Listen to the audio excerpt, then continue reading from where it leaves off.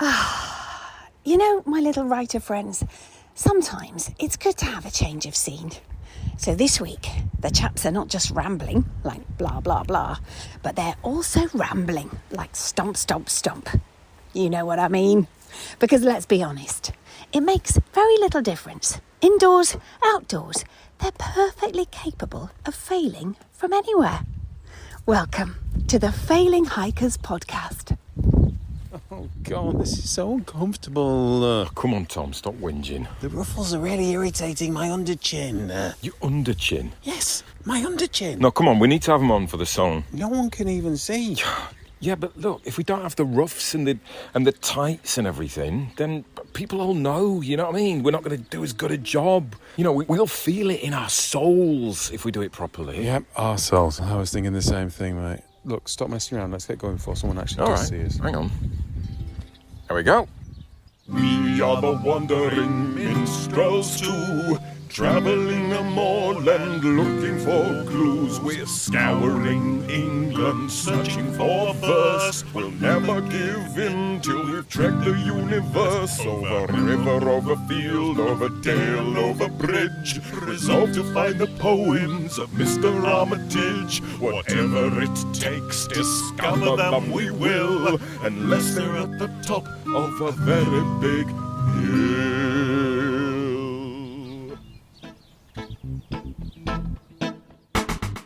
Hello, and welcome to an episode of the Failing Hikers podcast. Yes, it's true, because in today's episode, we've got something a little bit different for you, haven't we, Tom? Because Yeah. this week, Tom and I, we're trekking into the wilds of the Pennine Moors in search of, well, what are we in search of, Tom? I don't know, is a pub? Is it a pub? No, Tom.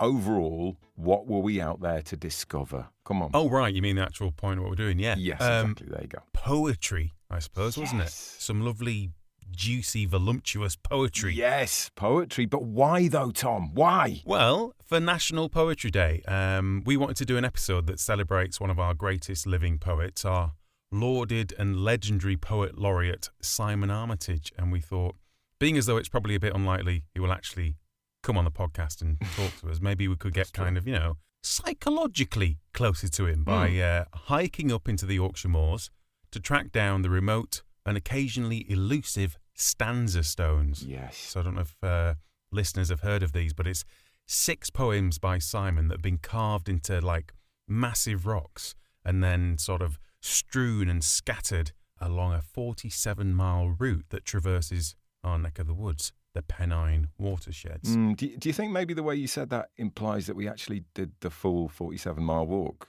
Tom? Hoping we could just sort of skip over that quickly, to be honest, that people would assume we did, without admitting we only found 2 of them because on day 1 we turned back early and we did actually go to the pub. Yeah, but it was a really hot day, though, It was. so I think people will forgive us. Yeah, it was proper, thirsty weather, wasn't it? Yeah, proper thirsty. Anyway, so that's what we did. We went in search of Simon's poems, and also I think we were kind of hoping that the inspiring combination of the moors and Simon's majestic words And a couple of cheeky pints. exactly, all of the above, might stimulate our own poetic well springs. And so we packed a couple of notebooks and pens and a microphone, and we headed off up into the unknown. But whoa, hang on. Just before we set off, Yeah. would it be fair to ask the question, why are we celebrating someone who's already massively celebrated? Right. Yeah, fair enough, I guess. Obviously, we're the failing writers, not being funny, but Simon Armitage seems to be, doing all right, thank you very much. So really, this whole thing should be a bit more, inclusive. So what about all the poets out there who aren't filling venues or selling thousands of poetry books and what have you? What about the poets who, despite their talent and hard work, aren't actually being celebrated? Hey? Yeah? What about them, John? What about them? Well, that is a very fair question, Tom. I know, that's why I asked it. So, well, let me answer it. Please do. I will. Good. It is good. Well, we'll see. You finished? Yeah, I think so, yeah. Good. Are you waiting for me to say something so that you can interrupt now, Tom? No, Okay. absolutely not. No. Well, the answer is... You were just taking quite a while to answer, so, didn't want to... I knew you were going to do that. It is true, though. Come on, spit it out, lad. Okay, so look, yes, we are celebrating Simon Armitage, but here's the thing, right? You need heroes to inspire the next generation of heroes, don't you? And who better to inspire more poetry heroes than Mr. Simon Poet Laureate Armitage himself? But listen, we'll also be reading out our listeners' poems. Ah, excellent. Possible Excellent. future Poet Laureates. Unlikely, but Because we put a call out back in midsummer for people to send in their poems, loosely on the same theme, water, so that we will also be very much celebrating those too. Well, that's okay then. Lovely. Good. Well, I'm glad you're satisfied, Tom. Now we can start with the hiking stuff. I got a question for you, Tommy. Are you recording? Yeah. Okay. Just checking. What about my answer might be. No comment. Do you think we're ever going to produce a book or something? Well, Or do you think we're just the kind of people? we're just skipping like from project to project and never quite. Yeah. Do you think we're just those kind of people who don't ever quite finish anything off? Or do you think we will actually do it? I think we possibly are. I don't want. That's kind of why I wanted to start the podcast, because I don't want to be that kind of person. Yeah. It's I funny think because I'm we're. scared to finish stuff, because once you've finished it, then there's no escape from what's happened to it. Yeah. You can't go, well, if I'd have finished that one, that could have gone big. Like when I have finished that one, Yeah. and it's crap. Yeah. I don't know. What do you think? I think we can do it, but at the same time, I'm also aware that we've been doing the podcast since when did we start? 2021, April 2021. A couple of years And I feel like that's enough time to have done. to have something. created a book, or at least finished the first draft of a book or something. Yeah. Am I being overly harsh? Some people take years to do their first book, don't they? Yeah, and I know personally I've done a lot more writing of stuff. Yeah, that's true. The number of short stories, that little play I wrote. Yeah. So regardless of A quality, sitcom. quantity as in, I've tried to forget about that one, but yes. So I'm probably closer to what I should be doing, if you like. Yeah. I think I am, definitely, compared to what I've been doing over the last few years. But I think there is an element of us needing to finish something and produce something. Yeah, feels like we need to definitely stop doing like in-betweeny episodes for a bit and concentrate on actually finishing some writing. Maybe we do need to actually give ourselves some deadlines. I think that would be good. It definitely works for me. I'm very good at tricking my brain into things. Because obviously you don't really need to fulfill a deadline, do we, for anything in particular? That's the problem though, isn't it? Yeah. This is the problem. As privileged, white, middle-class, middle-aged males, Yeah. the world's, everything's on a plate for us. Isn't it? Yes, Tom. We don't need to write a book. No. No, maybe that's it. It's the lack of need. So we need to quit our jobs, Yeah. sell everything, give the money to charity, Yeah. then write a book about it. I got to be honest, Tom. I've gone off that idea a bit since we said it.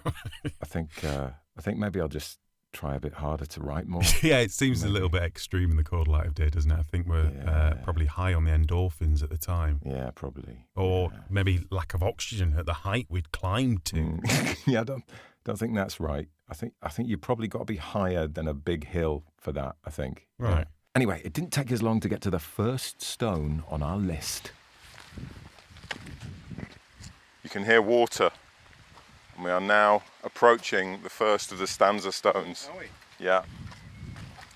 I say the first, but it's actually the last, because strictly speaking, you're supposed to end with this. The official trail starts in Marsden, Simon Armitage's hometown, and heads north from there. But we're not the kind of people to do things the right way around, so up here, I believe. Famous last words. Oh, there's a helpful sign. Stanza Stones. So what do you reckon, Tommy? Are we Near a pub. going to critique these? Oh yeah, I mean... See what we think of Simon Armitage's he's gonna want to poetry? know, isn't he? I think so. Yeah, we'll obviously be sending him a copy of this episode because he'll want to know what we think. One thing we should be careful of Yeah. when we're going uphill like this He's talking. is to not pant too much, Yeah, because that could arouse our listeners. right. And we don't want people sitting on the bus suddenly getting erections or whatever.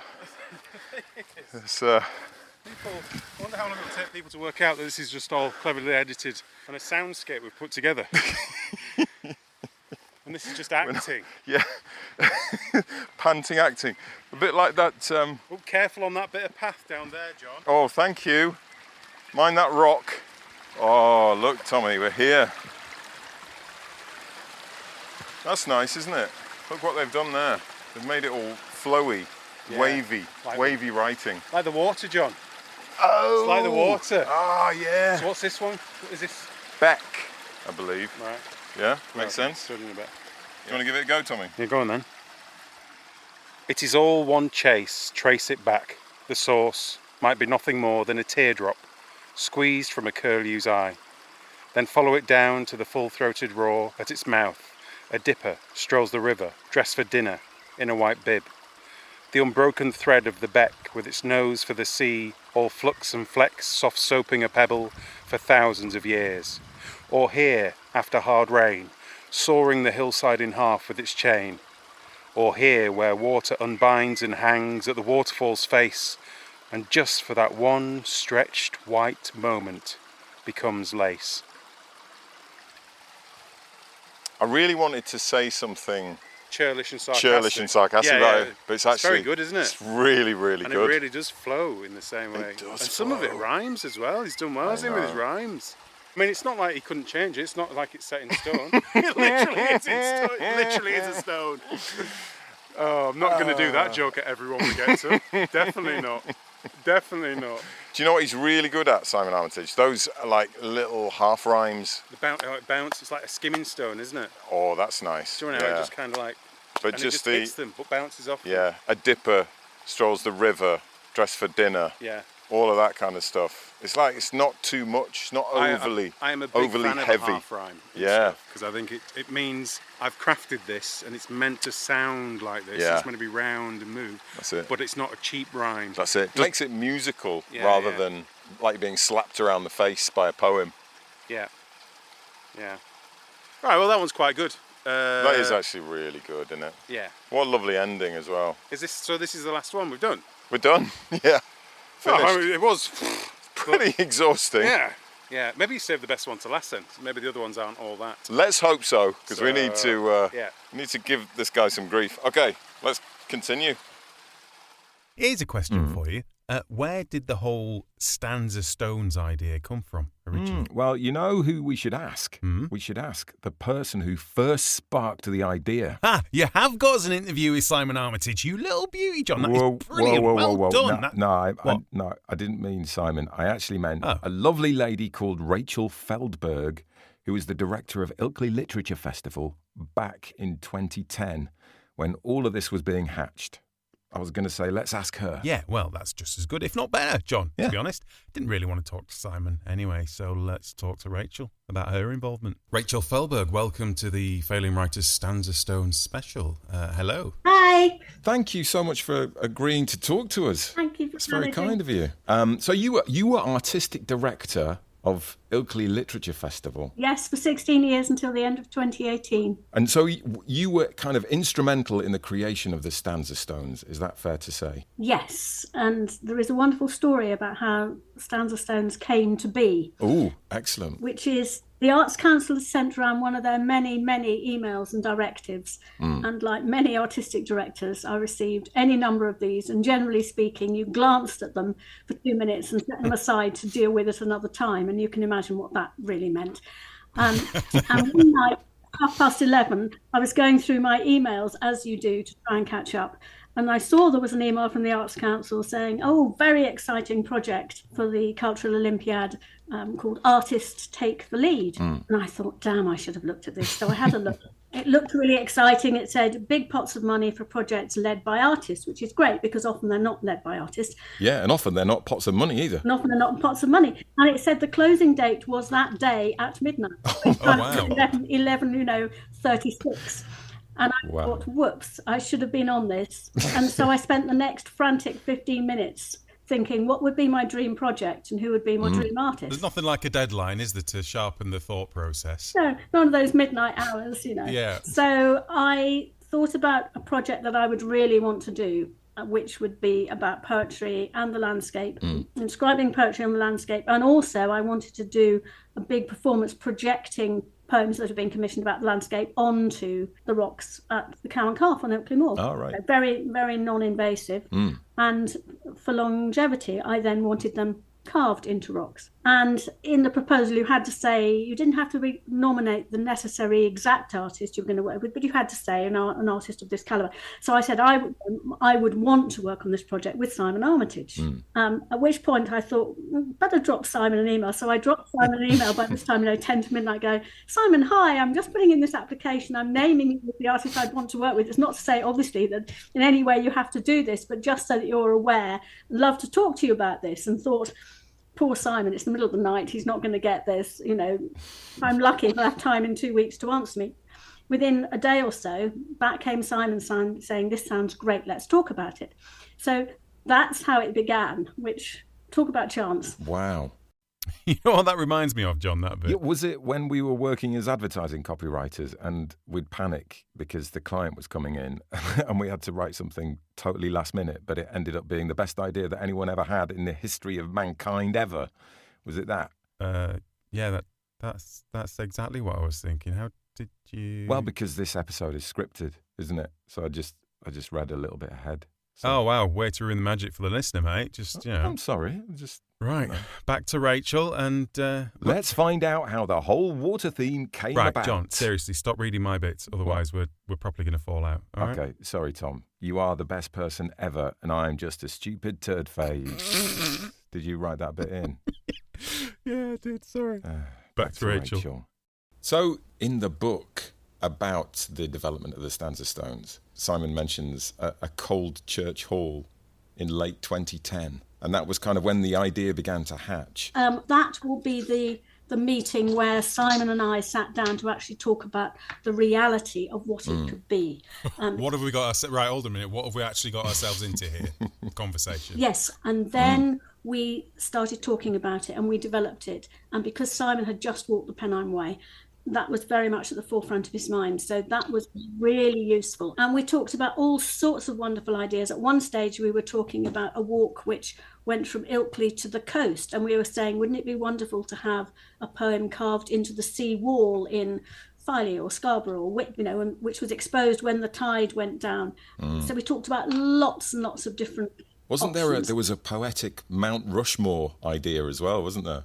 Like a gigantic, much larger scale project. The gigantic one with Mount Rushmore, and there was also, we were both very keen on working with Anthony Gormley. Right, yeah. Oh, yeah. Well, why wouldn't you be? Yeah. In some way that, didn't know what that might be. So we had lots of fantastic ideas. And then we put together, a much more detailed proposal because the project got shortlisted, and that meant we obviously joined all the dots for iMove, which was the Cultural Olympiad in Yorkshire, and the Arts Council. Yeah. So we developed the proposal in much greater detail. And we also talked to lots of young people and made videos of them talking about poetry and how they would respond to the landscape. And this might sound like a stupid question, and I've got an answer in my head for it, a very clear answer. But why Simon? Was it that quick? It was that obvious to you at the time? It was like, okay, I want Simon. Yes, absolutely obvious to me because the particular project, Artists Take the Lead, was about regional specificity. Right. For each area of the country. Yeah. So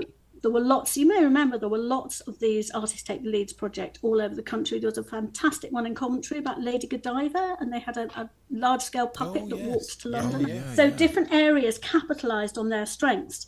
Ilkley Literature Festival has a very long relationship with poetry, from events with Ted Hughes in the 1970s, from being opened by W.H. Auden at the original festival in 1973, to the work I did when I was director with poets from diverse communities. So poetry is a real strength of both the festival and Yorkshire. And if you're thinking about Yorkshire poets who could respond to landscape, then for me, Simon Armitage was, at that time, the obvious. Did you ever imagine that he'd become Poet Laureate? Yes. I mean, truthfully, yes, it seemed to be quite likely that one day he would be Poet Laureate. Yeah. And whereabouts in the process did the idea of them being related to water come about? Well, that was very much Simon. When we started, Simon was talking about writing sestinas, which it's great because you're writers, you'll know what a sestina is, but Oh, yeah. Explain it to John, though, just in case. I didn't know what a sestina was, and Simon said, I'm thinking I might write a set of sestinas, and I was going, that sounds brilliant, and thinking, I better look that one up. What is it?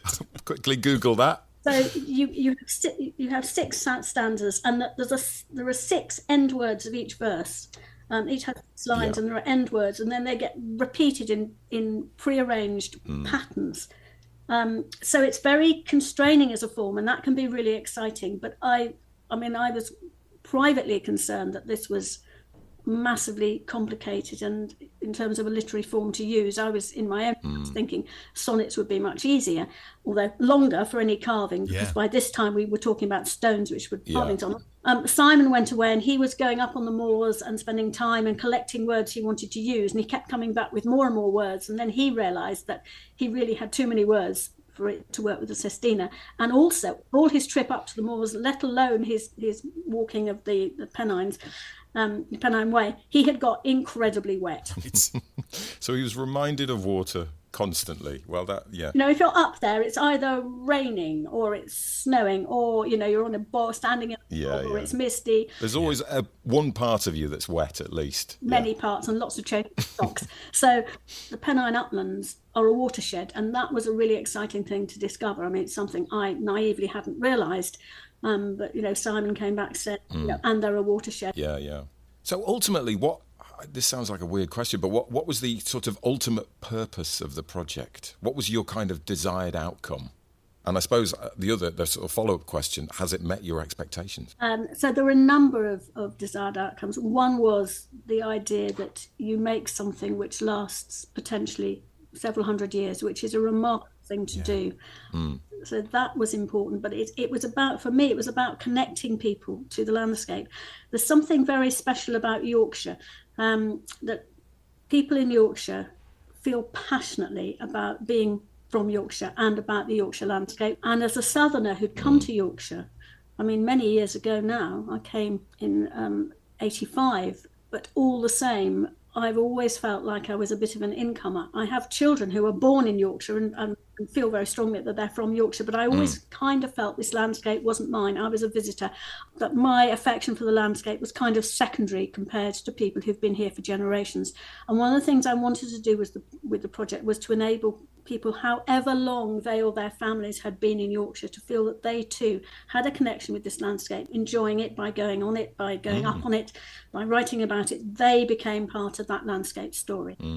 And that certainly worked for me. I felt so much more like I had a right to enjoy the landscape, but also I know it worked for the very many young people that we took up on those uplands, some of whom have never ever been in landscape like that before. Yeah. And I guess, did it fulfill expectations? Yes. I mean, I was just looking back through the evaluation we did post-festival, and we were all saying it's extraordinary how much people have warmed to this project, how much they love Stanza Stones, how much there was someone I worked with in my office who was a wonderful administrator, young administrator, not a very outdoorsy person. She started carrying a pair of Wellingtons in her boot wherever she went, so that she could just pop out and go and see a Stanza Stone. I think as well now they have a sort of a quality of almost like they've always been there. They're part of, they exist as part of the landscape. I think that's true, and that's what we always wanted. I mean, it's one of the reasons we chose the stones we did. We chose stones that were either already there but had been affected by human beings, or stones that we introduced, and we only introduced stones for 3 poems, but in each case it was stone that already belonged with that landscape, if you see what I mean. So there were two stones for dew, which are like the gateposts that traditionally had on fields. Hey, isn't there one like hidden stanza stone that hasn't yet been found? Yes, indeed. There was, the final one was a hidden stanza stone. That's sneaky. How big is it? Small. Right. Come on, vaguely. Like a laptop small, or bigger than a Labrador? Bigger.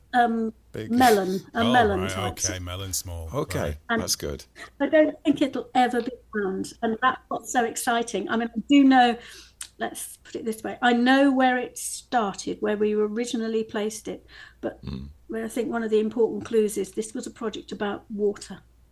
And that final stone, in a sense, what we did was we gave it back to water.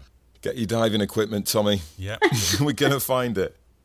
You okay, Tom? Yeah, fine. What's up, mate? Nothing. I'm just annoyed. Annoyed? What are you annoyed at? Myself, John, myself. Why? Well, just that bit about the hidden Stanza Stone. Oh, you're annoyed that we weren't the first people to find it?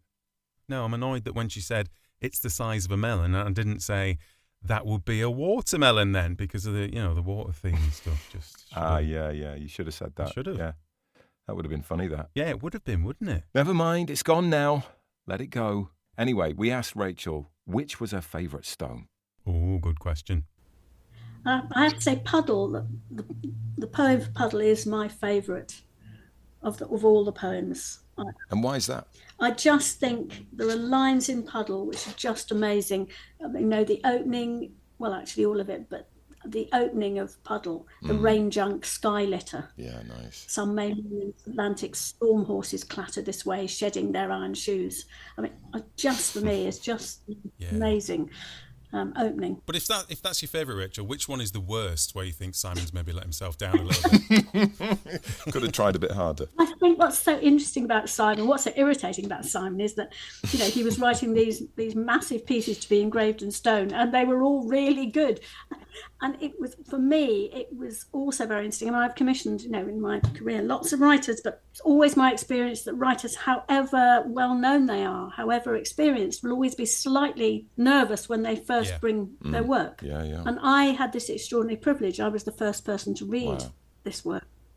And Simon would say to me, "What do you think?" And, is there anything you think, I need to look at again? And I was really struggling. I think there was one word in all 6 poems when I said maybe one word, possibly should change, or a comma. I think we had a discussion about, he took one word out of one of the poems, and I'm trying to remember which word it was and which poem.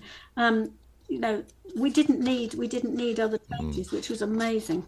But he did take your advice. Unlike some artists, he could have thrown the poem at you, couldn't he, and stormed out. But he listened. Absolutely not Simon's way. And I mean, the one word I said, I can't honestly remember whether the one word I just said something about whether he did take that one out or not. The one that did come out was in relation to the way the stone was running when Pip was carving, because one of the amazing things about this project was the team was fantastic. And I put out the call for stone carvers, networked everyone we could think of around stone carvers, and we had fantastic applications. We shortlisted 5 people, and obviously Simon was a crucial part of that interview process. The minute Pip came into the room and started talking about carving, you could see that she and Simon were on exactly the same wavelength about the work.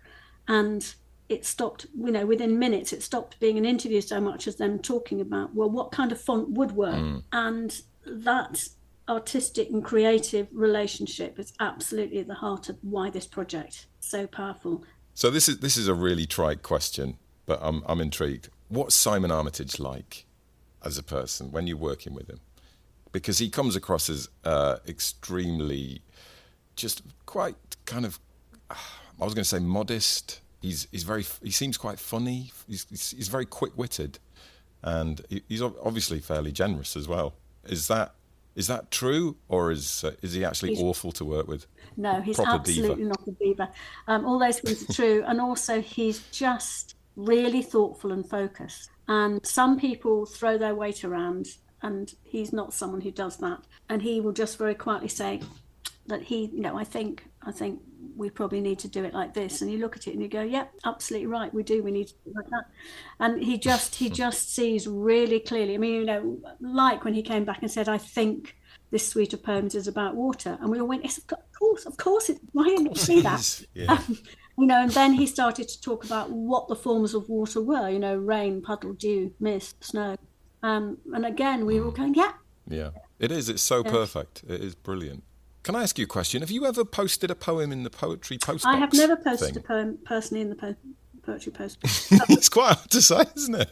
That in itself is a lovely little tongue twister you've invented there, John. Well done. Yes. No, I haven't. Okay. I've been up to see it. Well, we've posted something, haven't we, Tom? Yeah. Oh, we good. have.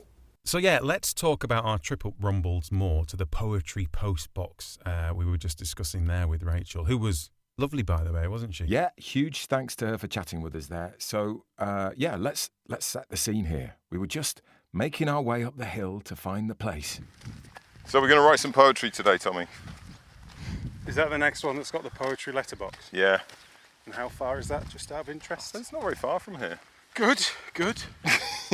It's quite warm, isn't it? It is quite warm. Are you overheating? No, I'm all right. Keep moving.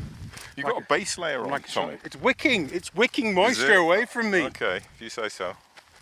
We could take our tops off, couldn't we? We could. Now we're up on the moor. I mean, in many ways, that would be poetry in itself. It would. It would be glorious.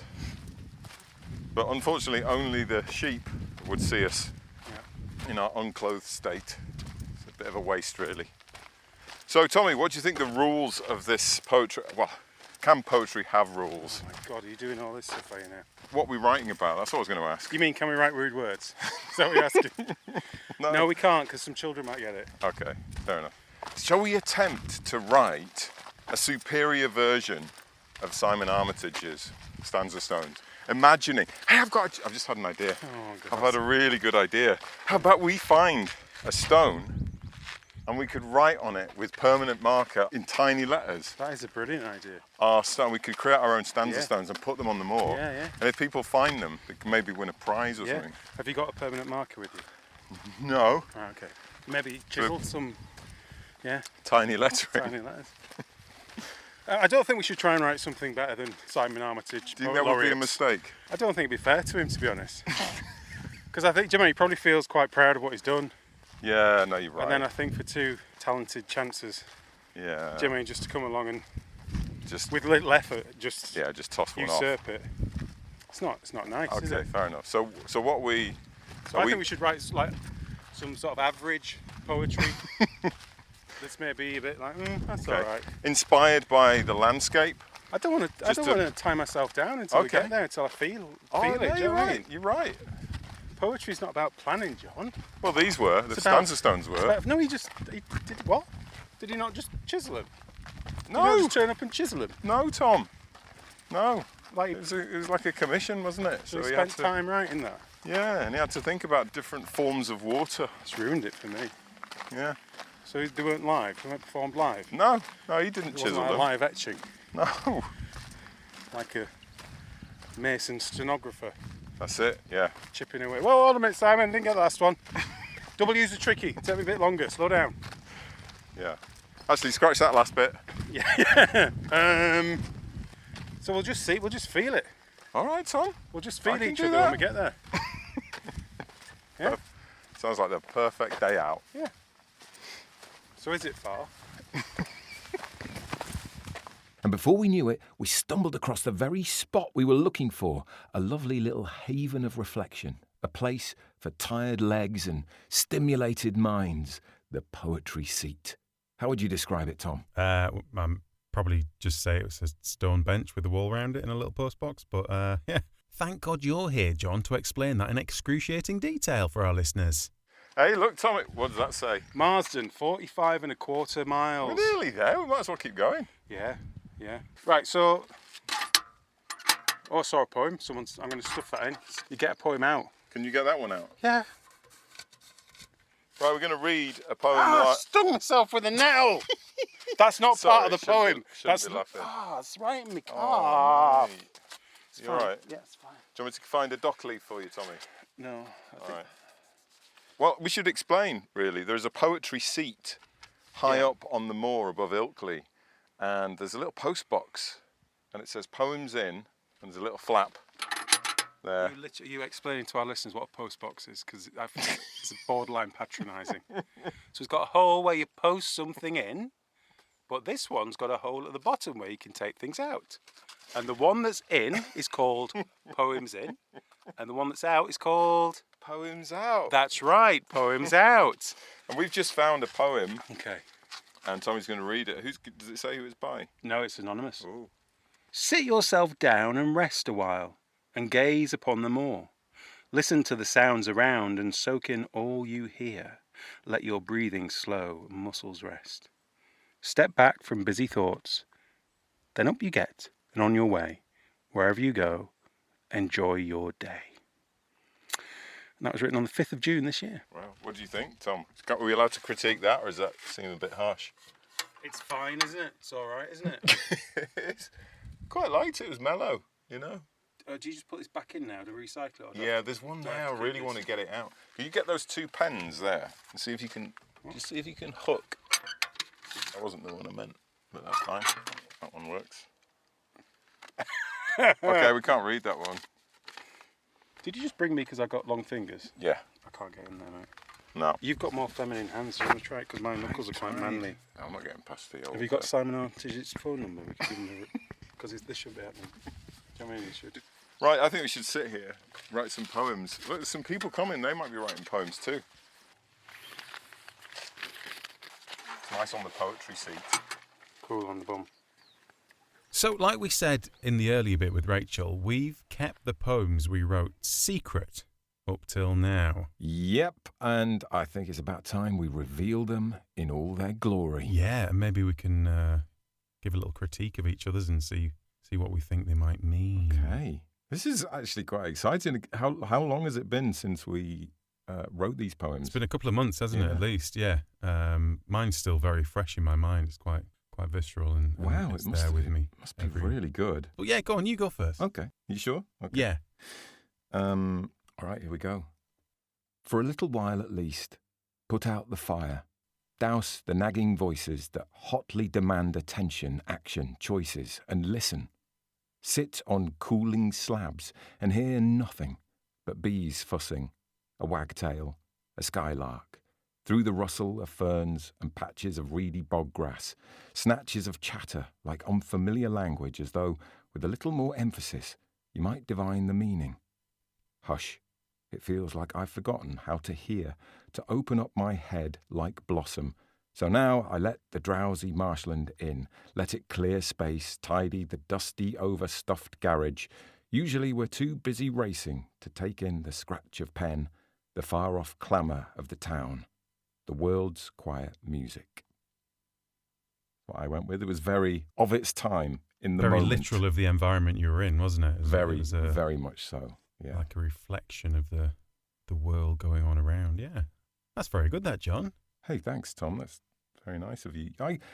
I seem to remember that you wrote yours incredibly quickly and then smugly dropped your pen after about 30 seconds or something and went, right, that's it. You won't appreciate the irony of this statement until I've read it, but I think that's what happens when inspiration hits you. Well, that is true. That is true, Tom. Isn't it? So my poem is just 3 lines. Hang on. Is that all you're going to say about my poem? I liked it. You're not going to talk about how great it is and pull out some bits that you particularly enjoyed? I like the words. I like the way you wrote the words. Thanks, Tom. Oh, that's really lovely of you, Tom. Thank you. And the pacing of it, the meter was good. Yeah? That'll do. That's great. Thanks, Tom. Okay. On to yours. On Ilkley Moor, bar Muse. On Ilkley Moor, bar Muse. On Ilkley Moor, bar Muse. Yeah. I mean, that's interesting. That is interesting. So clearly the muse just avoided you that day. Yeah. And yet, at the same time, gave you a little idea. It's fully circular. It is, isn't it? You're without the muse, and yet the muse has gifted you with a way out. It is the poetic snake eating its own tail. It's beautiful. Some poor bugger's going to get that out the poetry box at some point and feel really cheated. Someone's going to get yours first and go, wow, oh, this casts a scene. Oh, yeah. And then someone's going to get mine and go, oh, come on. Someone's cut some corners here. I kind of liked it though, Tom. Yeah. It'll make someone chuckle. Well, I think it's obviously, it's, in a way, it's funny. Obviously, I was being a little bit silly with it, but it's funny how you can get some depth in stuff like that, isn't it? How obviously you need to be aware of the cultural, you need to be aware of Ilkley Moor, Bartat, and where you are. So it is very much where you are right there. Only works there, doesn't it? It does. It's a non-transferable poem. It is in a way. We should probably explain to our American, Australian, whatever brethren, people from other parts of the world who won't necessarily know that song. Yeah, well, that's it, yeah. Where it comes from. Tom, explain. So there's a famous Yorkshire song called On Ilkley Moor Bar Tat. There you go. Which means on Ilkley Moor without a hat. Without a hat, yeah. Hence, without a muse. Yeah. Right. I don't know if that lessens it, that you feel you need to explain it. It's in such depth that there isn't maybe that shared cultural. Yeah. I mean, people can look it up. Obviously, they could Google it, but it'd be quite a hard thing to Google that, wouldn't it? Yes, it would be. What does Tom mean by bar muse? Yeah. Oh, that was nice, Tom. Well, it was something, wasn't it? I mean, it was sort of poetry, was it? Yeah, absolutely. Makes you think. If it makes you think. Exactly. If it touches you in some way. Exactly. Yeah, great stuff. So, as we said, while we were writing what we now know and we've all heard are exceptionally good poems, some other walkers were coming up the path towards us. In fact, I can hear them now, Tom.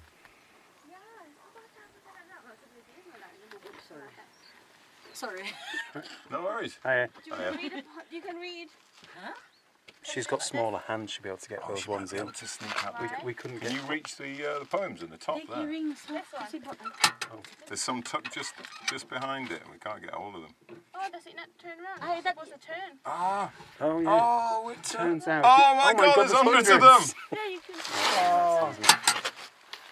We've just been schooled, Tom. I know, it's good, isn't it? I was meant to bring it. On paper. I finished mine, John. Yours is still going. Yeah, mine's still going. Yeah. I'm glad we didn't phone Simon out because it's down the post box. It's a better design. Because he would have said there's a spinny thing on the side. Yeah. He would have been embarrassed. Yeah, it would have been embarrassing. I think we cut that bit. Yeah. Oh, 16. Are you just going to put yours in the box, or do you want to read it for our podcast? Oh, that is actually. Oh, that is embarrassing. Be good, though, wouldn't it? Hello, I'm John, by the way. This is Tom. Hi. Hello. It's Maria. Yasmin. Hello. Okay, here we go. When times were hard, I grab my boots and go on a hike. When happiness comes to me, the boots and I goes for a wander, smiles towards the sky, and savors the feeling of being free. Me and my trusted boots, may we continue to wander and wander through good times and bad. Wow. That's lovely. Brilliant. That's my. You brought it all home. You brought it all back to your boots. I'm not even Very wearing nice. boots, but we have been through a lot. Yeah. Metaphorical boots is life. You know what? It really has. Like, it's not just about COVID, but a lot of things happened to me, like in the past 2 years, and it's when I've actually discovered hiking. It means a lot. Escaping and getting out there. Yeah, escaping and discovering, I think. Yeah, I would say it's a lot cheaper than visiting a therapist. It's more expensive. Yeah. Yeah, I've actually got a hiking group, and tomorrow we're going again. Oh, nice. Where'd you go tomorrow? Yeah. So we're going in Hebden Bridge. Oh, lovely. Just Lovely a around nice waterfall. It's hilly Yeah. around there. Yeah. Yeah. The last time we It's the did best was bit, in isn't it? Lake District as well. If you can't Oh, yeah, feel it, lovely. you're not doing it hard enough. Yeah. What is it about humans? We like to get up high. What's that all about? Do you know what I think? The higher the better when it comes to hiking. Yeah. So when I was having trouble, when I think relationship breakdown, family issues and stuff, I actually took myself down in Wales on my own. Have you been to Cribgoch? No. So if you look at Cribgoch, it's quite scary. It's in Snowdon, and I went on my own. And that was quite tough, but after that, I'm like, I've done it. Anything quite hilly, whether it's raining or whatnot, I'm like, well, I've done Cribgoch. I think anything after that, I can manage. And it's quite applicable, really. To life as well. To life as well. Sometimes when I feel like complaining in work, I'm like, no. You know, once you go up high, once you've been through all the pain, all the aches, anything after that, you can just refer back to it and say, I've done it. So not only did we get like a free poetry recital, we also got some like free philosophy too. Yeah. Amazing. Yeah. She turned out to be quite the peripatetic pundit, didn't she? Yeah, you could call her a strolling sage. A wandering wanderer. All right, are we doing this? Ambulatory Aristotle. Yeah? A rambling, wambling wise man. No, I have run out of alliterations. Anyway, Do you know what the best thing she said was? I don't, John. What was it? I think it was this. Human connection, communication, that seems to be more open when you're outdoors in the countryside as well. People don't mind saying hi. Yeah, it's true. You take a lot of steps, but it also helps you to take a step back and actually appreciate everything. Taking steps to step back. Yeah? Make a good title for like a self-help book, wouldn't it? Yeah. Speaking of which, a little aside, but I read an article recently about the science of how walking actually aids creativity. Oh, yeah. Which I think is one of those things that we all know is true intuitively, but yeah, it turns out the science backs it up. Obviously, walking makes your heart beat faster, and so you circulate more oxygen to the body, but it also increases the amount in the brain as well. So it turns out that people perform better on tests of memory and attention even after quite mild exertion. And also they found that walking promotes actual new connections between brain cells, and it staves off aging brain tissue. And because we don't have to devote a lot of conscious effort to walking, then your attention's free to wander. And studies have shown that particular state of mind is very closely linked to innovative ideas and strokes of insight. So, yeah. Yeah, and apparently, especially if you walk in green spaces. So walking in cities can sometimes deplete your mental resources, whereas walking in sort of less built-up areas rejuvenates. Yeah, well, that definitely feels true. Yeah. It would seem that quite a lot of writers have known about that for ages as well, like from Virginia Woolf to Nabokov, who were both big walkers, apparently. And Thomas Mann said, "Thoughts come clearly while one walks." And someone calculated that Wordsworth probably walked at least 180,000 miles in his lifetime. Often alone, I believe, in the fashion of a large floating body of water droplets. It's true. So, hang on, just doing the maths. Yeah. That is an average of about 6 miles a day from the age of 5. Bloody hell. Hey, I tell you what, I bet he had lovely calf muscles, Wordsworth, didn't he? Oh, yeah. Bet he did. That's crazy. Oh. So good advice, Maria. Very good advice. Yeah, thank you, Maria and Yasmin. Lovely to meet you. And thank you for sharing your poetry. I mean, that's quite brave, really, isn't it? Under the circumstances, under any circumstances, but it was massively brave. It was very giving, very brave, but also, fortunately, quite a nice, heartfelt little poem as well. Yeah.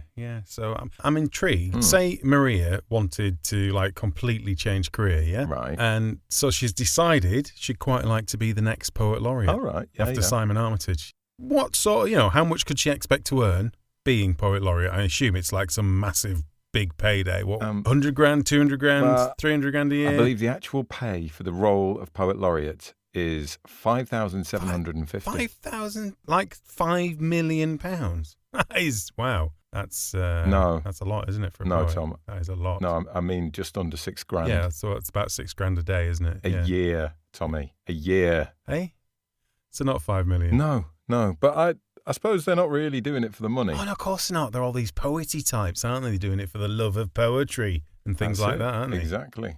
But Tom, they do also get a barrel of sherry. Barrel of sherry. So you get paid a bit, but you mostly get paid in booze. Exactly. Wow. The booze was a tradition started by King Charles I in 1630 when John Dryden was Poet Laureate. Who was? John Dryden. Well, he can't have been that Dryden with all that sherry. So he was he the first of the Poet Laureates then? Poets Laureate, Tom. Yeah, whatever. Well, strictly speaking, Ben Jonson was granted a pension to write poetry by James I.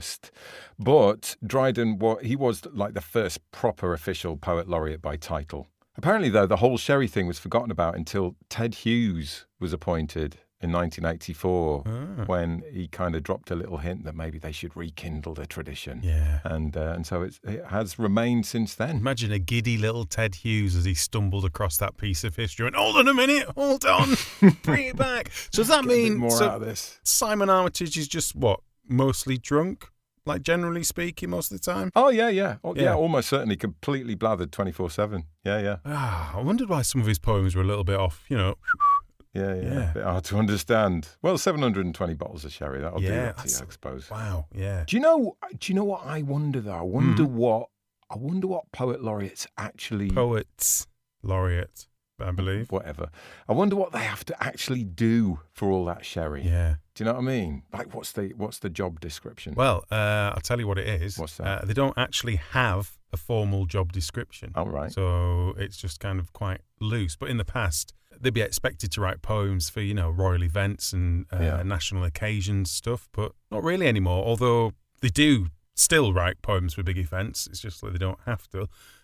So like Carol Ann Duffy, previous Poet Laureate, wrote a poem for Prince Harry's wedding. Oh, right. Things like that. Yeah. Well, I suppose there must be a bit of pressure to write some royal stuff. Well, there is, because interesting fact for you, John, as Poet Laureate, you are officially a salaried member of the royal household. So Unlike Prince Harry. Unlike Prince Harry these days. But despite there being no particular requirement to write for specific events, Simon's gone above and beyond. Of course he has. And he's written official laureate poems to commemorate Prince Philip's death, the anniversaries of the moon landing, Keats's death, burial of the unknown warrior. A lot of deaths. Well, it happens, doesn't it? It happens a lot in life, I find. Yeah. Creation of the Peak District Park, which I believe didn't involve any deaths. No deaths. That's good. Lives lost during COVID. That's another deathy Quite one. a few deaths. The Flying Scotsman, that's a train. Don't think that's killed anyone. That's all right. Yeah. The coronation, and I mean, there's loads of stuff. Plus, because your remit is basically just to promote poetry, isn't it? It's just Simon's also got 3 big flagship projects. Right. What are they? So there's the Laurel Prize, which is nothing to do with Laurel and Hardy, I believe. Shame. Yeah, sadly. It's an annual award for the best collection of nature and environmental poetry to highlight the climate crisis. Okay. Yeah. There's That's the nice. Laureates Library Tour, Uh-huh. and this is brilliant, to celebrate British public libraries. Simon's touring around libraries in alphabetical order, doing talks with the writers. Which I think is Nice. fantastic. Where's he up to? I think he's up to H, so he's probably doing Hampstead, Hammersmith, Huddersfield and Hull, I would think. And he also is helping to found a national poetry centre in Leeds, around your neck of the woods. Oh yeah, I heard about that. That is in the old church on Woodhouse Lane. Right. That used to be Halo nightclub. Oh, right, okay. Been clubbing in there. Oh. Yeah, back in the day. Okay, so he's a pretty busy fella. Yeah. That probably explains why he couldn't come on the podcast. Yeah, I suppose. I mean, maybe we could forgive him that one, couldn't we? Nah, still upset. Fuming Still upset. about it. So, And yeah. a fellow Terriers supporter, know. Tom, you'd think that might have swung it. Do you know what I mean? Yeah, anyway, let's move on from that. I feel my yellow bile rising. Oh, heck.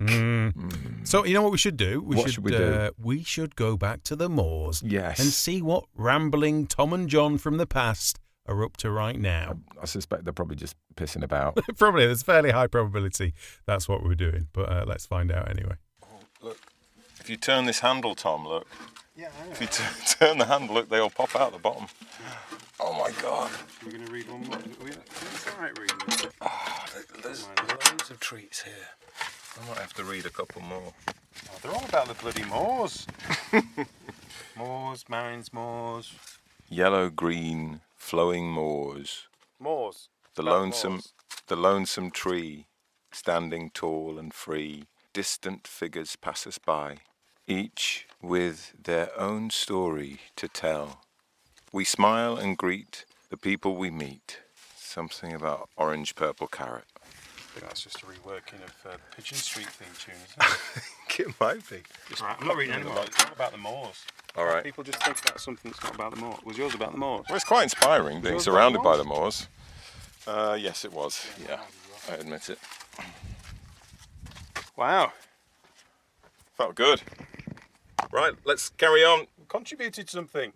Yeah. So, what's the next one? Puddlestone. And roughly how far is that? I don't know, a couple of miles. Right. And Huh? how far is the nearest pub? Just, out of interest. About a mile and a half. The Cow and Calf, just over that way. Right, okay, so... Are you... Well, no, I was thinking... What? It's very warm, isn't it? Like, it's really Yeah. warm. So, what if we went Went to the pub instead. Are you suggesting that we go for a beer and just pretend that we've been to the Puddlestone? Exactly, fake it. Just read out the poem when we're at the pubs. Stick some, I don't know, sheep sounds on it or whatever in the background. And That's cheating. It's not cheating, is it? That's acting. It's acting, isn't it? More than cheating. Well, whatever it is, it's a bloody great idea.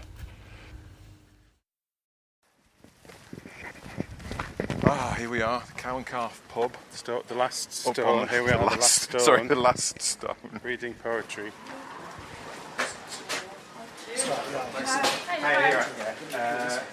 I'll have a South Island, please. A pint of South Island and a pint of Peroni, please. Well, Tom, Yes, here we are, John. Here we are at the other stone. we've made our way all the way up to the top of the moor. That was a long walk. Oof, exhausted. Yeah. Just let me have a drink of water. Yeah. Do you want to read this one? Yeah, go on. Difficult to make out on the stone there, John, but I'll try. I'll try. Do your best, Tom. Okay. So this is Puddle. Rain junk, sky litter. Some May mornings Atlantic storm horses clatter this way, shedding their iron shoes in potholes and ruts, shoes that melt into steel grey puddles, then settle and set into cloudless mirrors by noon. The shy deer of the daytime moon comes to sip from the rim, but the sun likes the look of itself, stares all afternoon, its hard eye lifting the sheen from the glass, turning the glaze to rust. Then we don't see things for dust. See, that is a bit of a belter. It is, isn't it? It's just the very essence of looking into a puddle to see everything that's outside the puddle. Yeah, It just works so well, doesn't it? it does. It's like a day in the life of a puddle, isn't it? It sort of charts the passage of time, unlike the others. Yeah. And the moors are a bit like that as well. The weather can change very quickly up on the top of the moor. I've been walking along, getting absolutely battered with rain, and then 2 minutes later you're kind of sweating and the steam coming off you. It was definitely worth the walk up here to see it, wasn't it? I mean, it really definitely. is. If you're around this area, We should probably describe it's flat and lying down, and it's just off the stone path right at the top of Rumbles Moor. Is it? I mean, yes, it is. Yeah, it is. Yeah. Anything else that stood out for you with that poem, Tom? This poem here on this rock. Poem, the one we're looking at right now on the rock. Yeah. Nice. It's a nice poem. I like it. Any little no particular. Well, I feel like you're a school teacher now, like trying to get me to give the answer. Come on, Tom. I've been studying this for 2 terms. You must know by now. Nothing's come. I don't know. I don't know, like a nice rhyme or something. Metaphor. I don't know. It's just it works, doesn't it? It does what it does. It does. Do you know what? The last line. Then we don't see things for dust. When I first read it, I felt like Simon was just going, God, I've got to end this poem. I better wrap this up. Do you know what I mean? And it felt a bit like, sort of a bit rushed. It gets dark, you can't see the end. But now I think it's one of my favourite lines, because when I thought about it, it is abrupt, but it's kind of like a little light switching off. Do you know what I mean? Yeah. And then in the darkness, something appears. I didn't really get the dust line, and then it's really obvious, but it's the puddle's like a hole in which you can see the infinity of space. Do you know what I mean? It's space dust, isn't it? That's what it is. It's like the stars in the Milky Way. And I suddenly realised, and then I thought, that's actually bloody genius, because it is quite abrupt, but I went from thinking it was a bit crap to thinking that's an absolute genius line. See, I was thinking that is just the second stanza is basically the puddle vanishing. The sun's on it all afternoon. Oh, you mean it's just dried up? It's just drying up. It's slowly drying up. All the magic has gone. Yes. And then you don't see things because it is just dust. It is just a hole. It's just. Oh, that's good as well. Because I had the glaze, turning the glaze to rust. I had the sunset. So it was like the time of the day changing. Could be. I thought that was maybe more the colour of the mud kind of coming through, just kind of so you lose that sort of depth of the puddle as bits of the earth are poking through. Both work. Isn't that brilliant about poetry? Yeah. The fact that you can have two entirely different meanings, but sort of both work brilliantly. Or maybe that's just what happens when it's a good poet. Maybe. Right. Let's walk back down the path. Say it again? Yeah. So, the following day, even after all of that exertion, we decided to go even further afield. And so we headed over to Oxenhope Moor, to Bronte country, which actually has given us another idea for another episode, so watch this space. But so we set off from Warley Moor Reservoir, known locally as Fly Flats, which you probably recognised as the place Tommy Lee Royce cycles to in Series 3 of Happy Valley, Tom. Nope. No, me neither. Just happened to read it yesterday. Okay, yeah, no idea. Anyway, so off we headed up Nab Hill to find the remote and lonely Mist Stone. So we're walking through what seems like a little groove that's been cut into the top of the hill and then been walled up on the sides with slaty type rock. What rock is that, Tommy? Our resident geologist. That is a Mesolithic igneous rock. Ah. Yeah. From the you're Proterozoic period. I don't know, John. Has this all been quarried? Yeah, I think there's been a lot of digging up here over the years. Yeah. For stone and... It's quite useful stone, this, isn't it? Yeah, it's good flat stone, isn't it? Yeah. So, massively surprisingly, it turns out we were sort of right about that, weren't we? We were walking through what's known as a delf, an old millstone grit quarry, prized for its large, flat slabs. So, through the 1800s, Nab Hill would have been in like a hive of activity, wouldn't it? Yeah, it would. Like big, burly Yorkshiremen like Tom. Yeah, big, burly, handsome men like Tom. Yeah. Coming and going, hoiking the stuff out of the ground, and horses and carts up and down the hill, a whole rock industry. So, I mean, obviously a perfect place to engrave a poem on a big, massive, flat stone, isn't it? Do you think we just keep... There's a little sign. Look, Stanza Stones sign this way. It's a nice little spot though, isn't it? I can see a cairn over there, and I know it is near a cairn. So let's head for that. And then we reached the top of the hill, and there it was, the Mist Stone. Hold on a minute. Well, that's... What? Well, it didn't quite happen like that, did it? What do you mean? Are you not going to play the next bit of audio we got? Because it's not... Well, the wind was blowing really hard, so you can't really hear it anyway. So that would have been true, but I've managed to actually clean up the audio. John, you'd be pleased to know. Oh, so apologies for the quality. Some of it is a bit tinny and windblown, but now we can all hear how we really found the Mist Stone, John. Oh, good. Having trouble finding it at the moment. It's not near that cairn, but there's a couple more over here. So we'll go and investigate. Where is it? I don't know. There's some people coming. Should we go and ask them? Oh, that's a bit embarrassing, isn't it? Oh yeah, a little bit. Was it here? I'm pretty sure it's here somewhere. We are looking for the Stanza Stone. Oh, God, it's so obvious. I can't believe you haven't found it. You've gone past it. Damn it. Is it that obvious? Are we just stupid? No. It is when you know where it is. Hello. You know off by heart, presumably. What, the Stanza Stone? The poem. No. No. Is it Mist here? It is Mist. Yeah. I know that bit. Are you nearby? I live sort of over that way a bit, but we come up here regular. Yeah. So, and we keep meaning to do some of the other Stanza Stones. Yeah. We've done water, and we did the one that was on Ilkley Moor. Oh, Puddle. Yeah. And we did that water where we had to crawl down, and it's actually in the water. Yeah. When we did That's on Ilkley Moor. That's best. Yeah.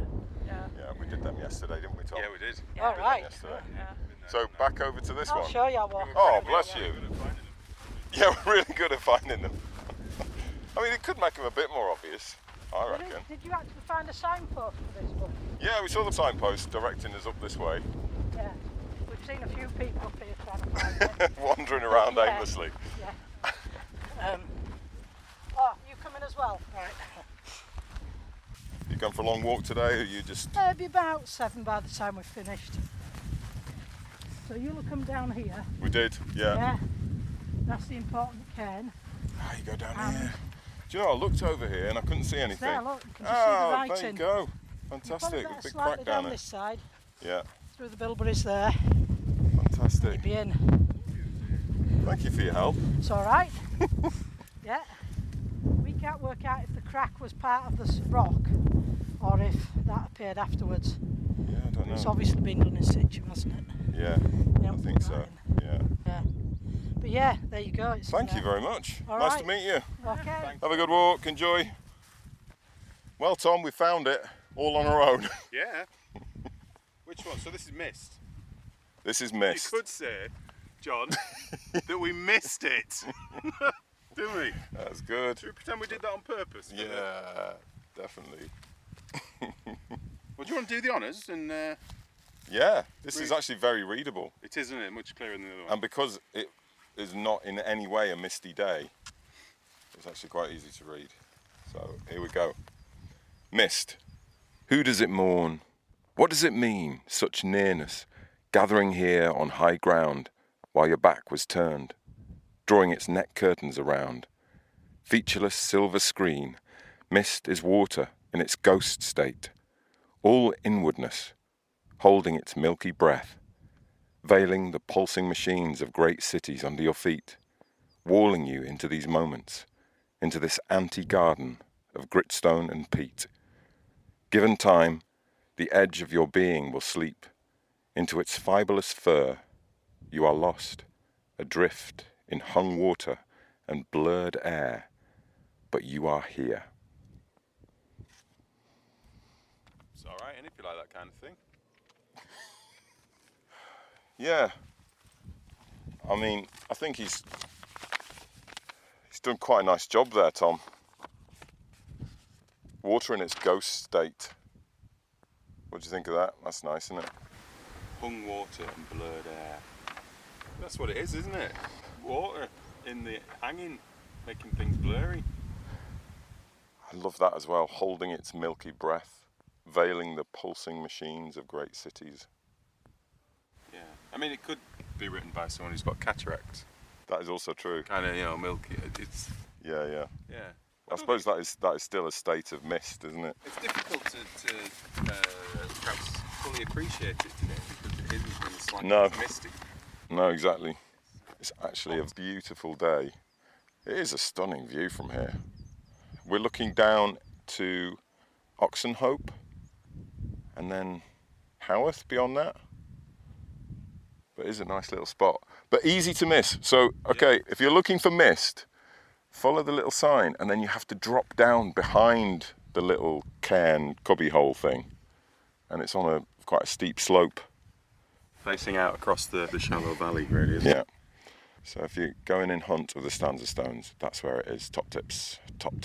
So yeah, if you were under any misapprehension previously, I think you'll probably be coming to the conclusion that this Armitage fella is actually quite good at knocking out the odd poem now and again, isn't he? I think he is, isn't he? What is it? What is it? Do you think that sets him apart, John? What do you think his I don't know, his stamp is, his seal, what makes it a Simon Armitage poem?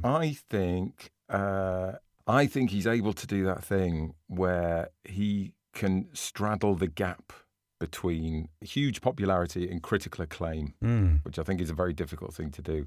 He's, on the one hand, very highly regarded by critics and even other writers, but also by the general public as well. He's accessible, isn't he? Yeah. But at the same time, he doesn't ever kind of dumb it down. No, but he's not afraid to keep it very down to earth, is he? No, exactly. He's not fancy smancy. Do you know, he likes to tap into that kind of nostalgia, shared cultural nostalgia and things like that. That's it, exactly. To work through stuff. And everyone understands that. Everyone gets it. You don't need to be a doctor of poetry to understand what he's doing. Yeah. It feels recognisable, like the words he's putting in. You know, he's not like using loads, like you say, he's not using super fancy words or anything a lot of the time. He's just making things sound really good. And it feels like he works really hard on every poem because they've got real kind of, he's got the sort of gift of music in his poetry, if you know what I mean. Yeah, Everything's in the right place. it's just got a nice rhythm and a lovely sound to it. It's a bit like a really good song. Do you know what I mean? It's like you might enjoy it when you first listen to it, but as it becomes even more familiar over time, you go, "Ooh, yeah, that is really clever. I didn't notice that bit," or Yeah. like a Radiohead song. Do you know what I mean? Like a grower. Got layers in there. Getting better with every pass. Have you got a favourite poem from him? I've just dropped my poetry book. Do you know what? Tommy? I have got too many. I've got loads of Armitages, but say you're on a podcast talking about him, and you did have to pick one that we were planning to read. I honestly couldn't make a decision. Just pick one. Do you know what Pick I did? one. I've picked out a few I thought would be good for this scenario. Yeah. Right, as in to be read out on a podcast. And I thought I'd let you choose. So I'm going to give you the titles of some that I really love, and you just pick one. Zoom, To His Lost Lover, Poem, Mother Any Distance, Remains. I think we should go with poem. Okay, well, that's a good one. Good choice. Okay, I think he's written a couple or maybe more poems called Poem, funnily enough. But this Brilliant one, poet, but absolutely terrible at coming up with titles, isn't he? Really is. Absolute rubbish. Really is. Really lets himself down. Yeah, I think this was from Kid, the collection Kid. Here we go. Poem. And if it snowed and snow covered the drive, he took a spade and tossed it to one side, and always tucked his daughter up at night and slippered her the one time that she lied. And every week he tipped up half his wage, and what he didn't spend each week he saved, and praised his wife for every meal she made, and once, for laughing, punched her in the face. And for his mum he hired a private nurse, and every Sunday taxied her to church, and he blubbed when she went from bad to worse, and twice he lifted 10 quid from a purse. Here's how they rated him when they looked back. Sometimes he did this, sometimes he did that. Yeah. It's good, isn't it? It's so simple. It's such a beautifully simple idea. Yeah, it is. And like I think sort of classic Armitage, because it's just not judgmental. No, it's just saying, well, this is how it is, isn't it? Yeah. And then as a reader, you kind of go, well, yeah, I recognise that. That is how it is. I might have to have a think about that. Yeah, now. and there's an implication that aren't we all a little bit more complicated than people like to make out? Yeah, there's just so much you can take from, isn't it? Or is it challenging you to judge them without judging yourself? Kind of he without sin cast the first stone sort of thing. Or you're right. In a way, it's sort of inviting you at the end, isn't it? Saying how would you rate him? Yeah. I just think that's brilliant. You wonder how much being a probation officer all those years informed his work, because he's very focused on the little guy. Do you know what I mean? The underprivileged, and loads of his poetry, deals with that sort of deals with poverty or offenders and mental health and stuff like that. So there's like a thread of empathy through his poetry. It's like it's good if you've lived a bit of life before you start doing art, if that makes sense, because then you've got something to say. Yeah. And it's like he's witnessed all the hardships that, people suffer every day, and he sort of gets you to live through them. And if he hadn't have done that job, he would not be that poet, would he? No, of course not. No, we're all product of our history, aren't we? But yeah. Yeah. But Tom, what have you picked out for us? I've picked out one. I think I'm more of a fan of I don't know what you call it really. Surreal seems to be going too far, but he has a knack of mixing kind of the real world with a sprinkling of nostalgia with a story that you're not quite sure what's real in it and what's not real, or what's is it musings of a child's mind of joining dots that shouldn't be joined or whatever. Yeah, he does that. So one of my favourites is called The English Astronaut. Let me read it to you now, John. The English Astronaut. He's done a better title on this one, to be fair to him as well, hasn't he? He has. Much better. Well done, Simon. That's much better. The English Astronaut. He splashed down in the rough seas of Spurn Point. I watched through a coin-op telescope jammed with a lollipop stick as a trawler fished him out of the waves and ferried him back to Mission Control on a trading estate near the Humber Bridge. He spoke with a mild voice. Yes, it was good to be home. He'd missed his wife, the kids, couldn't wait for a shave and a hot bath. Are there any more questions? No, there were not. I followed him in his Honda Accord to a little chef on the A1, took the table opposite, watched him order the all-day breakfast and a pot of tea. "You need to go outside to do that," said the waitress when he lit a cigarette. He read the paper, started the crossword, poked at the black pudding with his fork. Then he stared through the window for long, unbroken minutes at a time, but only at the busy road, never the sky. And his face was not the moon, and his hands were not the hands of a man who had held between finger and thumb the blue planet and lifted it up to his watchmaker's eye. Very nice, Tommy. Mm. I don't know why I'm congratulating you, but you did read it, and you read it very nicely. I still don't quite know what it's all about. Yeah, what's your feeling about it? I honestly don't. And why do you like it? I don't know. My dad was from around that area of the Humber. So I guess that being able to sort of visualise it just kind of brings it into some kind of contrast in your head.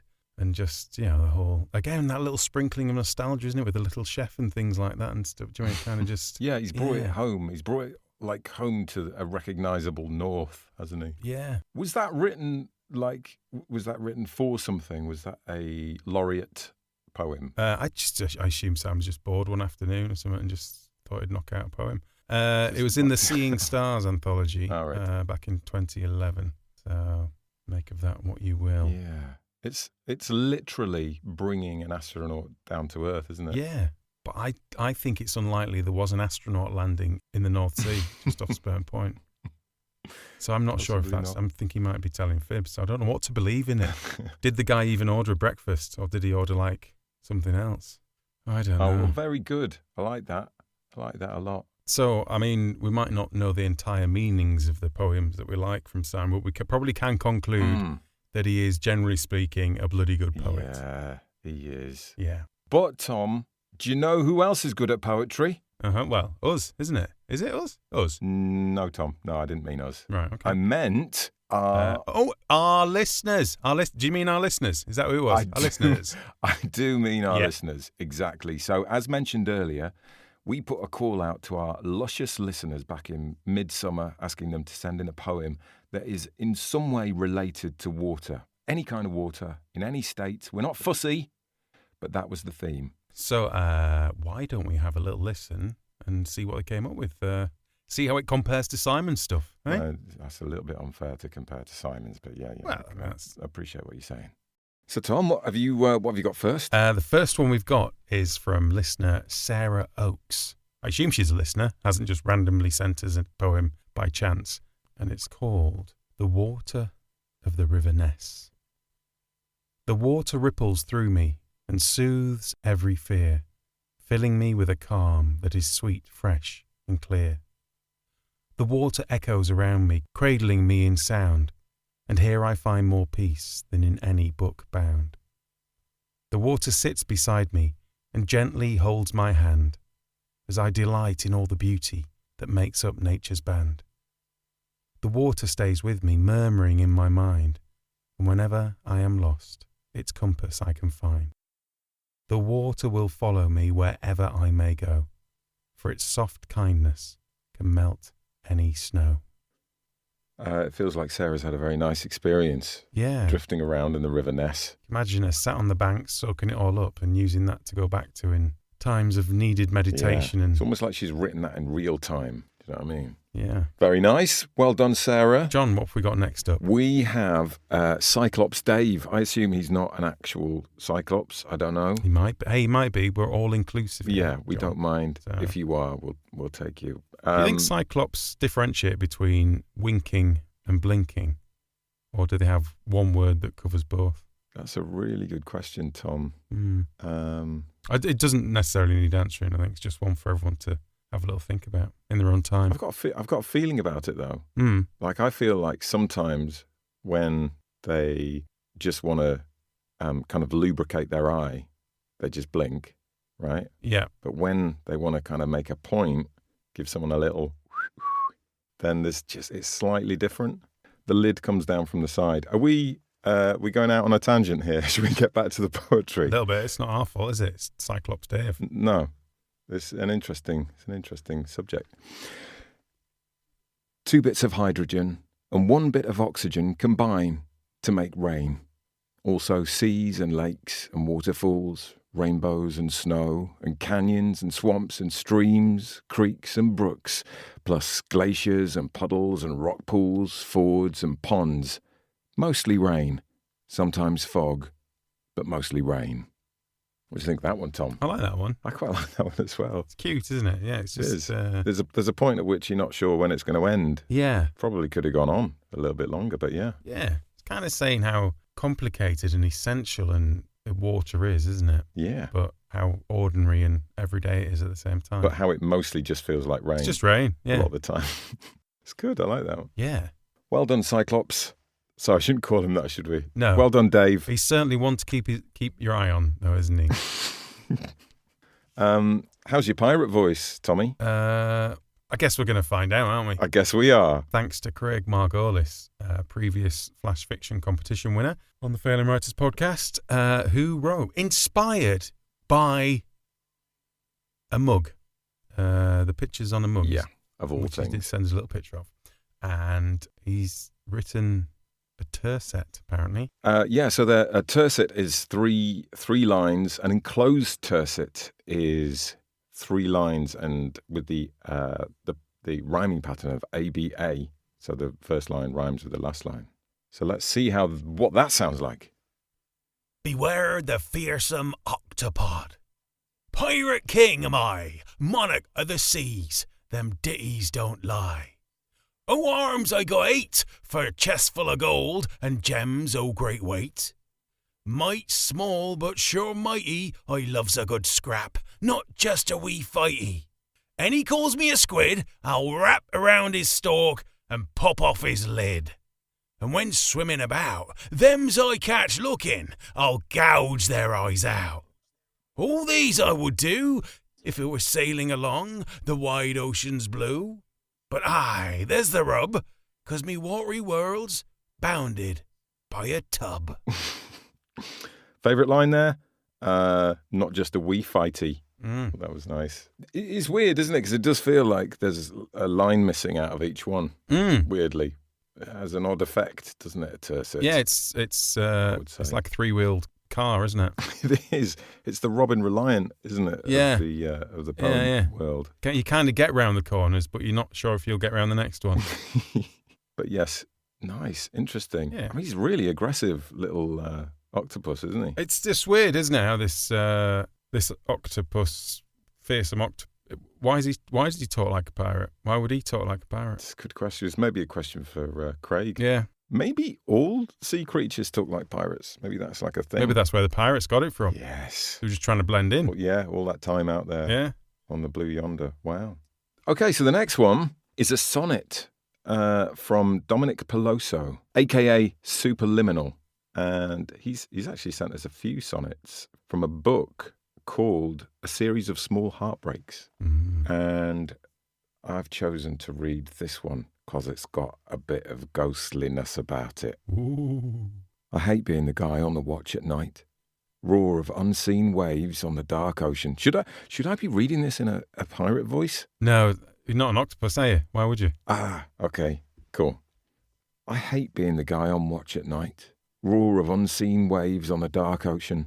Stomachs all nauseous from the sea's motion. But worst of all is that damn ghostly light bobbing behind us at the edge of sight. Never closes in or causes commotion. But what could it be? Don't have a notion. It creeps me the hell out. Chills me with fright. Once dawn starts to break, it's always gone. Is it waiting for a time opportune? Captain's seen it, but insists we press on. So I spend each watch clutching my harpoon, risking my life for silks and cardamom. This voyage is cursed. Pray we reach land soon. I wonder if they ever made it back. Yeah. I wonder what it was. There is actually a rather nice illustration. It's a very simple illustration, but it does look a little bit like the moon, so maybe it is just the moon. He's just going mad. He's like got sea madness. Yeah. Which is why the captain's seen it as well. That's right. And not done anything about and it. he's like, yeah. Don't be stupid. Come on, we'll just crack on. Yeah. And this guy's freaking out, threatening people with his harpoon. Yeah. Nice, Dominic. Well done. Moving on. Tom, give us another. This is called Boat Upon the Water by Linda Thornhill. The simple thrill of sailing forth, wind blowing back your hair, gazing down into the deep and wondering what lies there. The rhythmic bobbing up and down that calls your soul back home, hypnotized by gentle waves, the patterns made of foam. Fingers trailing sensuously, water trickling through, ever-changing shades of green with grey and blue. Time suspended as you pause to take in every sight. The air seems fresher suddenly. Your heart is feeling light.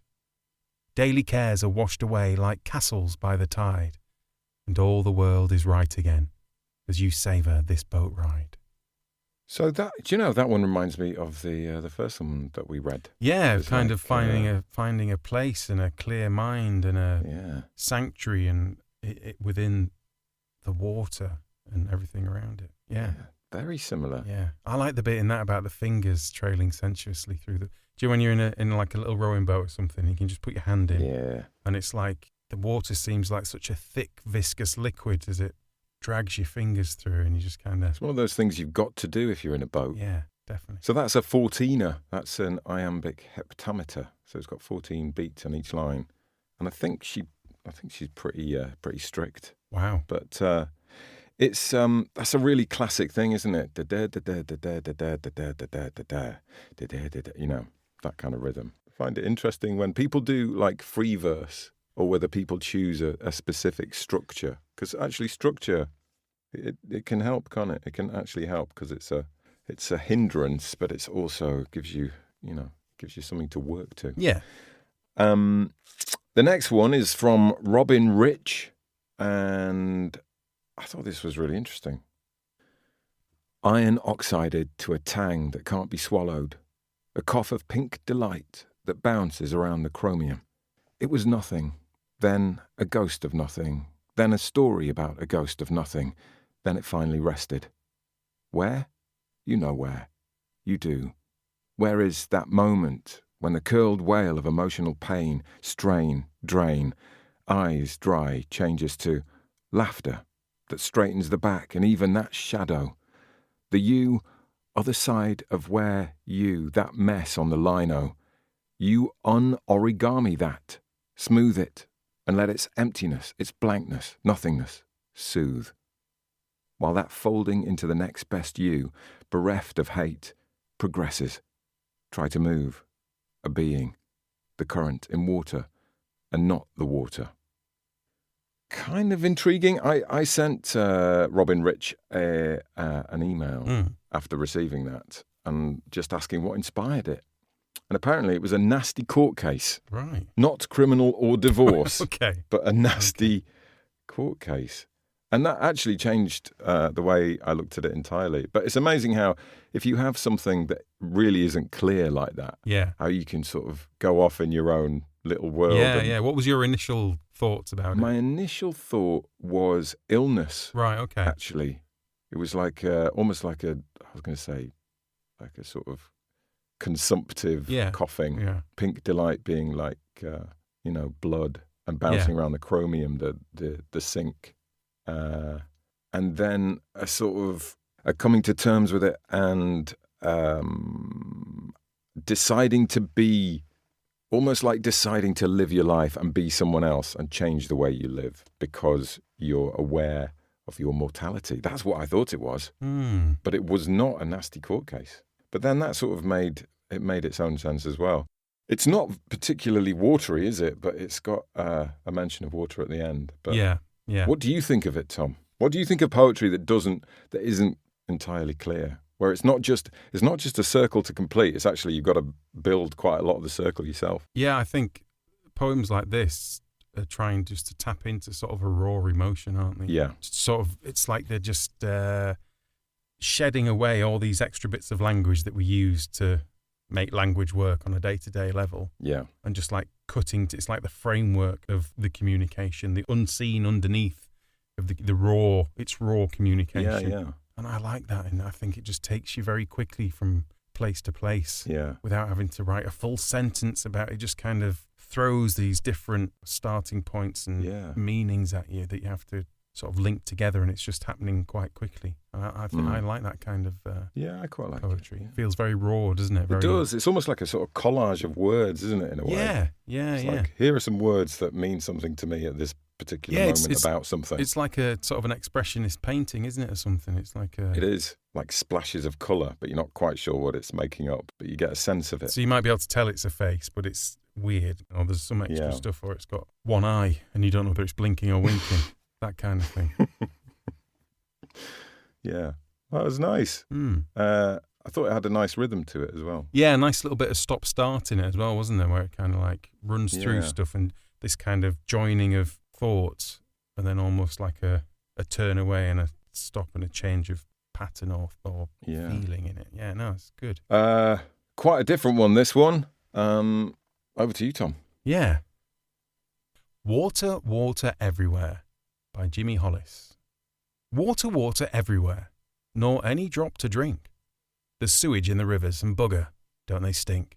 Will I be swimming at the beach? I very hardly think. Be wary of that stuff that will be filling up your sink. Money, money, there's a lot, but it's not everywhere. Enough to keep our rivers clean, but factories don't care. They couldn't give a toss for you if you don't hold a share, and politicians pocket it and tell you it's not there. Water, water, source of life, you'll be the death of me. There's poison coming out my tap and poison in the sea. There's poison in the hearts of those whose greed won't let us be. Oh well, I'll put the kettle on and make a pot of tea. Little satirical one there. Yeah. For the times. Yeah, sad but true, I think. Yeah.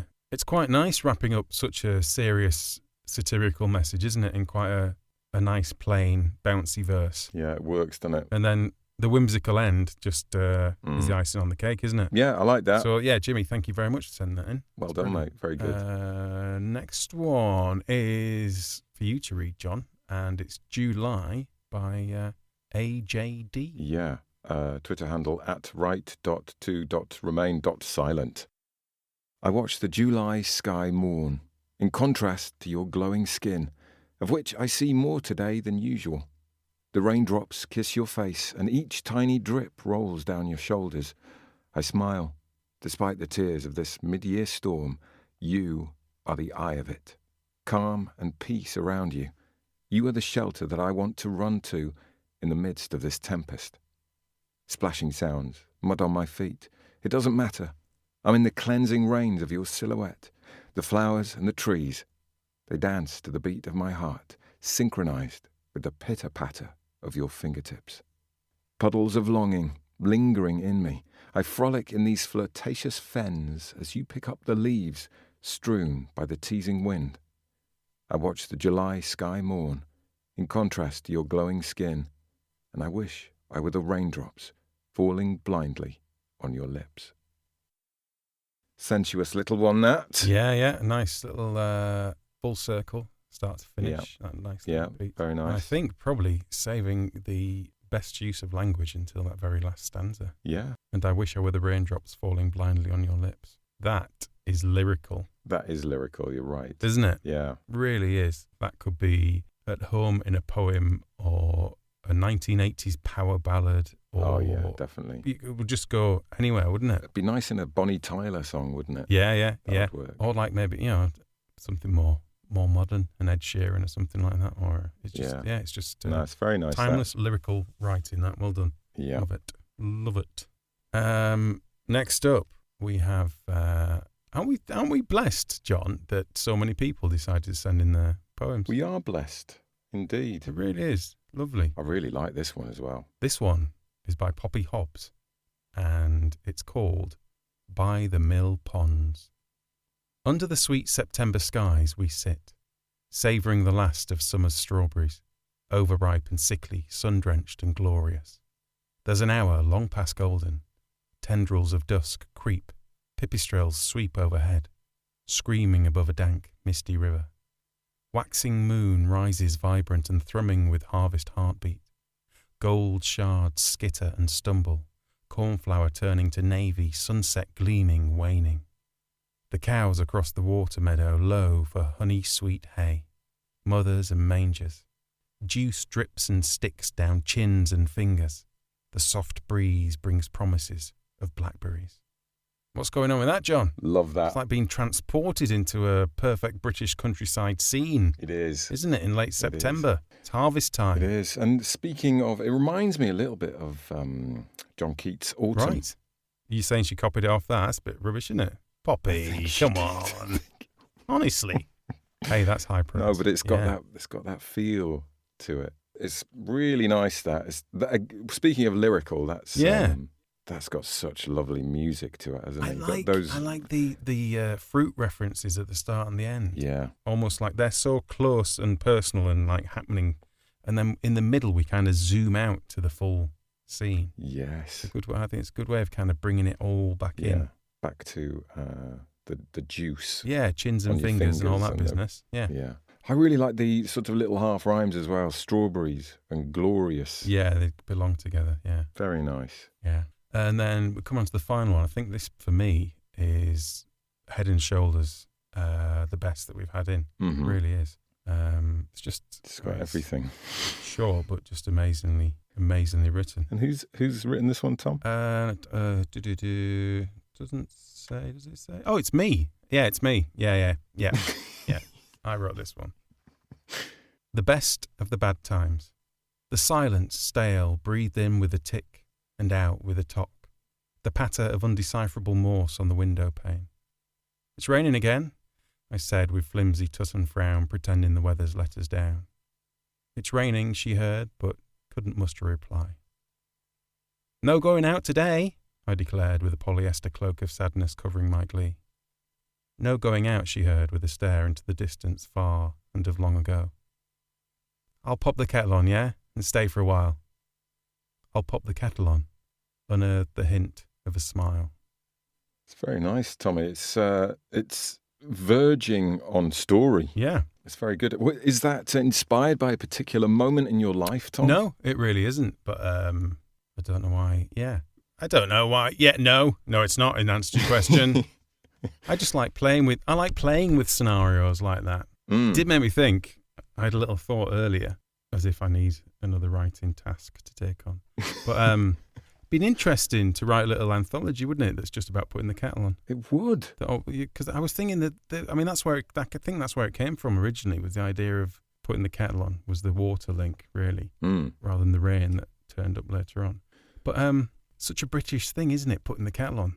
Like it is, yeah. Oh, your entire family's been killed in a freak yachting accident. Oh, I'll put the kettle on. Yeah. As much as random person pops round to measure up your blinds, I'll put the kettle on. Yeah, that's right. It is a response to everything, isn't it? Yeah, and I think you could probably kind of work that into various inappropriate, appropriate, sad, happy things. I like it. You know, you bring young teen girl brings new boyfriend round, and it's all a bit awkward until the dad kettle says, goes I'll on. put the kettle on, and then that's like, oh, everything's all right. That's then. nice. Hey, that reminds me actually, Tom. In the Rand household now, we have a new word for brew. Right. And I thought you might like it because it's literary as well. It's a literary joke. Okay. We say, would you like a cup of Truman?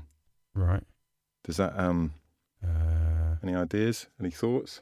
Nice cup of Truman. Oh, capote. Yeah. Capote. It's quite nice, isn't it? Capote. Nice capote. Yeah. That's definitely going in the Failing Writers Dictionary, along with enthrising. Yeah. What happens if you don't want tea? Do you ask them if they want a coffee? No. I'd mess that up. What happens? An anan. A nan. Do you ask them if they don't want a cup of tea? Do you ask them if they want a nan? That's quite confusing though, isn't it? Asking someone if they want a nan. Do you mean bread? Do you mean my grandmother? But yeah. So there you go. Well, Tom, poetry, eh? Yeah. Wow. I can't believe that bit about the tea and coffee actually made the edit. That's unbelievable, isn't it? But it's been that kind of episode, hasn't it? It's been very different. It really has. It's been literally a rambling episode. It's been a journey, John. And that's what people talk about, isn't it? A journey. That's right. That's what it's all about. That's what people like, isn't it? They like the journey. Been on a journey. Well, should we wrap that journey up now? I mean, I know that life goes on and the journey continues, but for now, we do actually have to end this episode at some point. Yeah. Let's cut to rambling, Tom and John, then, to take us out. It's just started raining. That wasn't on the books, was it? It wasn't in the plan. No. Look, Tommy, a curlew. Yeah. Look at it. walking along the wall. With its silly long legs. And its big silly Big beak. curly beak. So what, were we halfway between stones now, do you think? A couple of miles? So I don't know how disappointing this is going to be for you, but there aren't any more stones. What? We've done the stones. Was there not another one? No, that's it. Oh. The next one is miles away. Right, yeah, I don't like the sound of that. No, we're not going to them. No, we're heading for the Bronte Falls. Right. So this is more of your Bronte themed section of the tour. Oh, right, okay. Well, it's probably time to say goodbye, isn't it? Yeah, it probably is. See you later, everybody.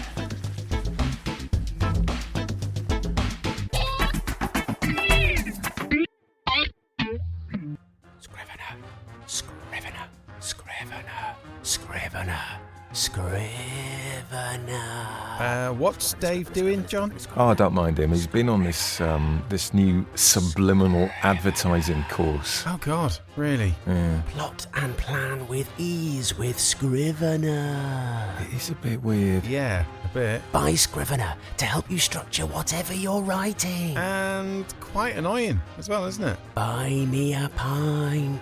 Seriously, Dave? I know, as if that's going to work. Talk like a squirrel. It's stupid. It really is, isn't it? Do you know what I mean? As if. Scrivener, the tippity-top writing software that helps you every step of the way with whatever you're writing. Get 20% off by using the code FAILING at literatureandlatte.com. Do you fancy a latte, John? Yeah, do you know what? I could murder a latte right now. Could I have some of that hazelnut syrup in it as well, please? Hello. Where's everybody gone?